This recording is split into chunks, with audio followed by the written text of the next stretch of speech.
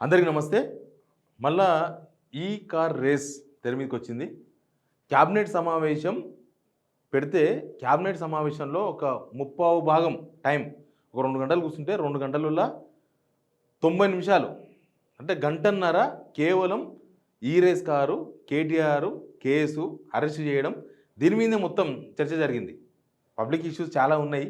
నిజానికి హైడ్రా బాధితులు వాళ్ళంతా ఉన్నారు, పాత బాధితులే. కొత్తగా లగచర్ల బాధితులు, లగచర్ల రైతులు 35 రోజులుగా సంగారెడ్డి జైల్లో ఉన్నారు. వాళ్ళను విడుదల చేయడానికే ప్రభుత్వానికి మనసు వస్తలేదు. ఇట్లాంటి సమస్యలు చాలా ఉన్నాయి. ఇంకా రెగ్యులరైజ్ కోసం కొంతమంది కాంట్రాక్ట్ ఉద్యోగులు, కొంతమంది శాలరీస్ కోసము, తర్వాత కొంతమంది 6 గ్యారెంటీల కోసము, రకరకాల స్కీమ్స్. ఇప్పుడు దళిత బంధు కోసం ఆ ప్రజాభవన్ దగ్గర చాలామంది వచ్చి కూర్చున్నారు. పోలీసులు వాళ్ళందరినీ కంట్రోల్ చేస్తున్నారు. ఇట్లా 1,00,000 పంచాయతీలు ఉన్నాయి. సర్పంచ్లకు డబ్బులు ఇవ్వాల్సిన అవసరం ఉంది, లేకపోతే ఫీజు రియంబర్స్మెంట్ డబ్బులు ఇవ్వాల్సిన అవసరం ఉంది కాలేజీలకి, విద్యార్థులకు. ఇట్లాంటి చాలా ఇష్యూస్ ఉన్నాయి. బట్ క్యాబినెట్ సమావేశం పేరుకు ఇందిరమ్మ ఇండ్లు, లేకపోతే రేషన్ కార్డులు అని చెప్తున్నా, అవన్నీ కూడా ఎప్పటి నుంచో చెప్తున్నవే. ఇయ్యాలి ఇస్తాం, రేపు ఇస్తాం, ఈ పండుగ ఆ పండుగ, అమావాస పున్నం, ఇవన్నీ కూడా రెగ్యులర్గా చెప్తున్నవే. వీళ్ళు మొత్తం డిస్కస్ చేసింది కేవలం కేటీఆర్ పైన ఈ కార్ రేస్ సంబంధించిన కేసు పెడదామా వద్దా. ఎందుకంటే గవర్నర్కి వెళ్ళి పర్మిషన్ వచ్చింది.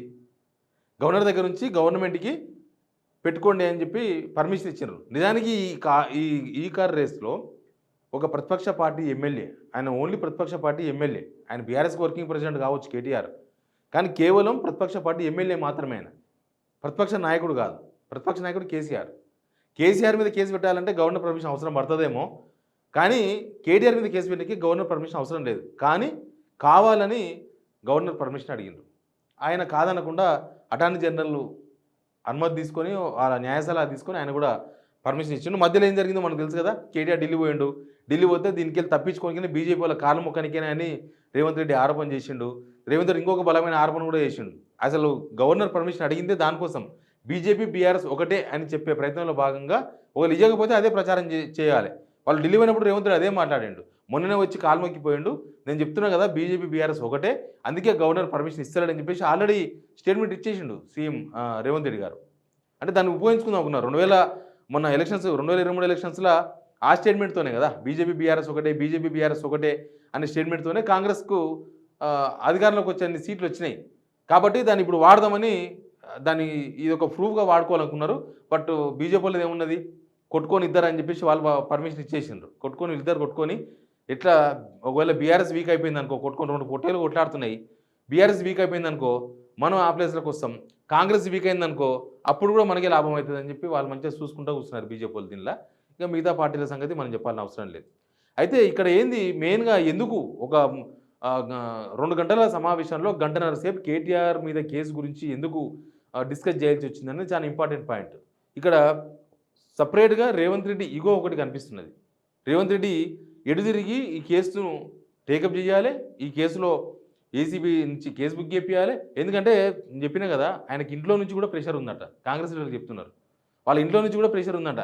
నిన్ను బిడ్డ పెళ్ళికి ఒకరోజు ముందు జైలు వేసిండ్రు, ఆ కేటీఆర్ను ఒక్కరోజన్నా కనీసం జైల్లో ఉంచాలి అనేది ఉంది. పోనీ మరి ఆ ఒక్కరోజు జైల్లో ఉంచడానికి ఇది ఒక్కడే కాదు, ఈ సంవత్సరం నుంచి రేవంత్ రెడ్డి చాలా ప్రయత్నాలు చేసుకుంటూ వచ్చిండు. మనం ఎన్ని చూడలేదు. వాళ్ళ బామార్ది ఇంట్లో ఫంక్షన్ అయితే దాన్ని కూడా వాళ్ళ ఫ్యామిలీ మెంబర్స్కి అంటగట్టి దాన్ని కేటీఆర్ దాకా తీసుకొచ్చే ప్రయత్నం చేసిండ్రు, కుదరలేదు. ఆయన ఫామ్ హౌస్ దగ్గర మొత్తం కబ్జా చేసిండు. ఆ farm house Janwada farm house మొత్తం చెరువును కబ్జా చేసిండ్రు, నాలాను కబ్జా చేసిండ్రు. అసలు ఇదంతా పెద్ద క్రిమినల్ కేసు అవుతుంది అని కొన్ని రోజులు నడిపించారు. తర్వాత ఫోన్ ట్యాపింగ్లో కేసీఆర్తో పాటు కేటీఆర్ను కొంచెంసేపు నడిపించారు. ఇట్లా రకరకాల ఇష్యూస్లో కేటీఆర్ను ఏదో కేసులు అరెస్ట్ చేయాలని గాలించి లాస్ట్కు ఈ కార్ రేస్ను ఒకటి పట్టుకొచ్చారు. ఈ కార్ రేస్లో 46 కోట్ల కథ. ఇది మీకు చాలాసార్లు చెప్పినా, మళ్ళీ చెప్తా. ఈ 46 కోట్లు ఎక్కడనో లేవు. ఈ కార్ రేసు నిర్వహించే సంస్థ దగ్గర ఉన్నాయి పైసలు. నవంబర్లో నేనే సంతకం పెట్టిన ఫైల్ మీద అని అరవింద్ కుమార్ అప్పుడు ఐఏఎస్గా ఉన్నాడు, ప్రిన్సిపల్ సెక్రటరీగా ఉన్నాడు హెచ్ఎండిఏ దానికి, మున్సిపల్ డిపార్ట్మెంట్కి. నేనే సంతకం పెట్టినా, ఐఏఎస్ నేను తప్పలేదు అని కూడా ఆల్రెడీ అయిపోయింది. ఇదంతా జనవరిలో కేసు పుట్టప్ అయింది. జనవరిలో ఎందుకు ఎట్లా బయటకు వచ్చింది తెలుసా? యాక్చువల్గా మనకు 2023 ఫిబ్రవరిలో జరిగింది మన దగ్గర, ఇక్కడ జరిగింది ట్యాంక్ బండ్ చుట్టూ. తర్వాత 24 ఫిబ్రవరి జరగాలి, దానికోసమని 46 కోట్లు ఆల్రెడీ ట్రాన్స్ఫర్ అయినాయి, ఇంకొక 54 కోట్ల రూపాయలు మీరు కట్టాలి అని వాళ్ళు నోటీస్ ఇచ్చింది గవర్నమెంట్కి. ఇస్తే మాకు వద్దన్నారు వీళ్ళు. దీని టేస్ట్లో లేరు. యాక్చువల్గా దీనికోసమని దేశాలు పోటీ పడుతుంటాయి. ఇప్పుడు ఎన్ని దేశాలు ఉన్నాయి తెలుసా? ఫస్ట్ ఈ రేస్ కార్ మన దగ్గర జరిగింది, కానీ ఇప్పుడు పోటీలో ఉన్నాయి రేపు నిర్వహించే దేశాలు చాలా దేశాలు ఉన్నాయి. దాదాపు 20 దేశాలలో ఇది ఆడుతున్నారు. ఇండియాలో మాత్రం మన దగ్గర మాత్రమే ఫస్ట్ ఈ రేస్ జరిగింది. నేను మీకు అవన్నీ కూడా చూపిస్తా.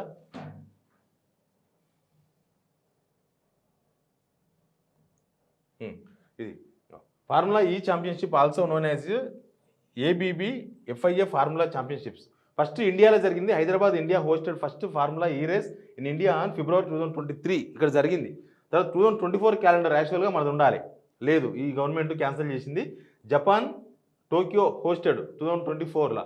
తర్వాత ఇటలీ, తర్వాత China, Mexico, Saudi Arabia, Brazil, Monaco, బార్లో, లండన్, తర్వాత జకర్తా, ఇన్ని దేశాల్లో జరుగుతున్నది. ఈ కార్ రేస్ కోసం కర్ణాటక ప్రభుత్వం, తర్వాత తమిళనాడు ప్రభుత్వం, ఈ 2 ప్రభుత్వాలు చాలా ప్రయత్నాలు చేసినాయి. బహుశా 2025 క్యాలెండర్లో ఉంటుందేమో వాళ్ళ పేర్లు. ఫస్ట్ మన దగ్గర జరిగింది. యాక్చువల్గా చెన్నైలో, తర్వాత పూణేలో ఇక రెగ్యులర్గా జరిగే రేసులు ఏంటంటే డీజిల్ కార్లు, పెట్రోల్ కార్లు అయితే జరుగుతుంటాయి. అందుకే హబ్బులు అవి. పూణే, చెన్నై 2 కూడా హబ్బులు. మన దగ్గర ఏమైంది? కేటీఆర్ చెప్పిన లెక్క ప్రకారం 2023 ఫిబ్రవరిలో ఈ కార్ రేస్ జరిగిన తర్వాత ఇక్కడ 700 కోట్ల రూపాయలకు సంబంధించిన పెట్టుబడులు ఆల్రెడీ ఎస్టాబ్లిష్ అయినాయి. హుండాయ్ వాళ్ళు అక్కడ ఎక్కడ చేవెళ్ళ దగ్గర, షాబాద్ దగ్గర ఆల్రెడీ ఈ కార్స్ అంటే మనకు తెలుసు కదా, ఎలక్ట్రిక్ కార్లు, కరెంటు కార్లకు సంబంధించిన హబ్బుగా హైదరాబాద్ మారాలి. మన దగ్గర పెట్రోల్ డీజిల్ కార్లది హబ్బు కాలేదు. కాబట్టి ఈ కార్ కోసం మనం ఇదంతా చేసినామని కేటీఆర్ చెప్పేసింది. 700 కోట్లు వచ్చినాయి, ఇంకొక 2500 కోట్ల రూపాయల పెట్టుబడులకు సంబంధించిన అగ్రిమెంట్స్ ఉన్నాయి. ఇది ఇంకొకసారి జరిగితే ఇంకా ఎక్కువ లాభం జరుగుతుంది. కాబట్టి మధ్యవర్తి మిస్ అయ్యిండు. మధ్యవర్తి అంటే ఆ కంపెనీకి గవర్నమెంట్కి మధ్యలో ఉండే ఆయన అడ్వర్టైజ్మెంట్స్ తెచ్చుకోలేక ఇక్కడ అడ్వర్టైజ్మెంట్స్ ఆయన గుత్తదారు అనమాట. ఆయన రాకపోవడంతో HMDA నుంచి మనమే వేద్దామని HMDAకి వెళ్ళి 46 కోట్లు పంపినాం. ఆ డబ్బులు అక్కడ ఉన్నాయి. వాళ్ళు ఏం చేసిండ్రు? వాళ్ళు నోటీస్ ఇచ్చిర్రు గవర్నమెంట్ జనవరిలో. అట్లా తెలిసింది వీళ్ళకి. మీరు మిగతా డబ్బులు పంపిస్తారా లేకపోతే క్యాన్సిల్ చేయాలన్నా, మొత్తం క్యాన్సిల్ చేయాలన్నా అంటే వీళ్ళకు గవర్నమెంట్ కొత్తగా వచ్చింది అర్థం కాలేదు. ప్లస్ ఎట్టునో లాగా కేటీఆర్ని పట్టాలని ఆ జనవరి నుంచి ప్రయత్నం చేస్తా లాస్ట్ ఇక్కడ దాకా వచ్చింది. సరే, దీనిలో ఎవరిది ఇప్పుడు అక్కడ ఉన్న పైసలు ఎక్కడ ట్రాన్స్ఫర్ అయినాయి అనుకో, ఆ కంపెనీ దగ్గర ఉన్న పైసలు, ఫారెన్ కంపెనీతో ఉన్న పైసలు ఒకవేళ మళ్ళీ కేటీఆర్ బినామీల అకౌంట్లకో లేకపోతే అరవింద్ కుమార్ బినామీ అకౌంట్లకో ట్రాన్స్ఫర్ అయితే ఖచ్చితంగా అది నేరమే. కానీ అది ఇంటర్నేషనల్ కంపెనీ, అది ప్రపంచ స్థాయి కంపెనీ.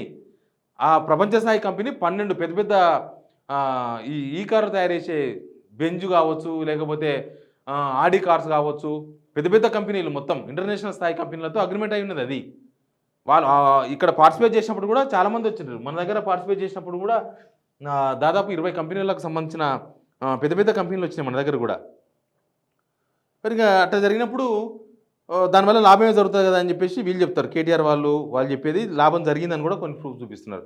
ఎనీవే, ఇక్కడ మెయిన్గా రేవంత్ రెడ్డి ఈగో సాటిస్ఫాక్షన్. ఖచ్చితంగా కేటీఆర్ను ఒకరోజైనా జైల్లో వేయాలి అనేది సంవత్సరం నుంచి నడుస్తున్న ప్లాన్. ఇది సంవత్సరం నుంచి నడుస్తా వచ్చింది. ఒకవేళ నేను చెప్పినట్టుగా ఆ ఇంటర్నేషనల్ కంపెనీ, ప్రపంచ స్థాయి కంపెనీ దగ్గర నుంచి కనుక డబ్బులు అక్కడనో ఇక్కడనో బినామీల పేర్ల మీకు ట్రాన్స్ఫర్ అయితే అది ఖచ్చితంగా కేటీఆర్ దొరికిపోతాడు, లేకపోతే కేటీఆర్ దొరకడు. కానీ ఆ ప్రపంచ స్థాయి సంస్థ ఈ 40 కోట్లను ఆయనకు 1 కోటి ఈయనకు 1 కోటి కొట్టి ఏదో ఇల్లీగల్గా చేసేంత చిన్న స్థాయి కంపెనీ కాదు, చాలా పెద్ద కంపెనీ. వాళ్ళు కనుక అకౌంట్ బ్రీచ్ వీళ్ళకు అగ్రిమెంట్ ఉన్నది. ఎవరికి? ప్రభుత్వానికి ప్లస్ వాళ్ళకు అగ్రిమెంటు తెగిపోయింది ఇప్పుడు. ఎందుకంటే గవర్నమెంటే అగ్రిమెంట్ను తప్పింది. కాంటాక్ట్ ఉన్నది నీకు నాకు మధ్యలో. తప్పితే ఏమవుతుంది?